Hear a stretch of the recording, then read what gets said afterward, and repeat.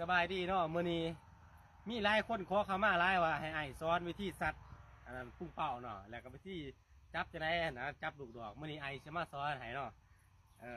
ลูกดอกเนี่ยมันสิมีประมาณ3แบบเนาะแบบที่1นี่คือแบบหัวบางๆนี่เคล็ดลับมันอยู่บนหัวนี่แหละหัวบางๆหัวบานานี่มานี่ก็หน้าน้อยนึงเห็นบ่นี่หน้าเท่านึงมาตัวนี้หน้าแห้งเนาะแต่ว่าไอ้ตัวอัน3ตัวนี้ไอ้สิบ่เผาซ้อนเนาะไอ้สิซ้อนตัวหัวบางๆนี่ก่อนดิวิธีสัตว์หัวบางๆนี่ก็ง่ายๆเลยเดี๋ยวไอ้สิมาสัตว์ให้เบิ่งที่กล้อง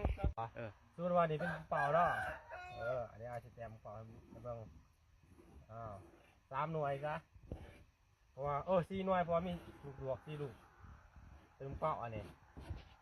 มาไอ้ลูกดอกมานาเนี่ยเนาะเอาบางๆเนี่ยจับจะได้ก็ได้เนี่ยจับประมาณนั้นสิแง่บางทีเด้อไอ้สัตว์เนาะไอ้สัตว์เลี้ยงมาผีเลยเด้อสัตว์เลี้ยงมาผีนี่จับเป็นสิจับเด้อนี่จับสิกระยุนปั๊บเข้าถือหันเนาะตัวที่1ตัวที่2นี่ ทำนี่ก็ได้แล้วทำนี่ก็ได้แล้วทำนี่นะ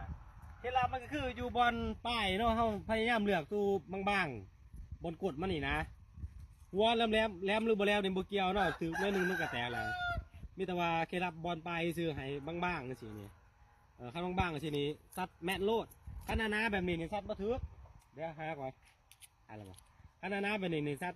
บ่อยากถือเนาะเบิ่งไอ้ซัดให้เบิ่งเด้อมันบ่อยากถือเนาะเอาไม่มีถ่ายก่อนนี่ถ้าว่าลูกน้าเบิ้งไอ้ท่านลูกน้าให้เบิ้งเด้อมันบ่อยากถือลูกน้าเนี่ยมันบ่อยากเขาให้หมอ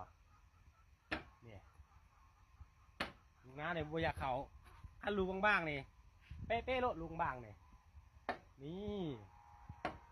เลี้ยงเลยเห็ดเลี้ยงเลยน้ำ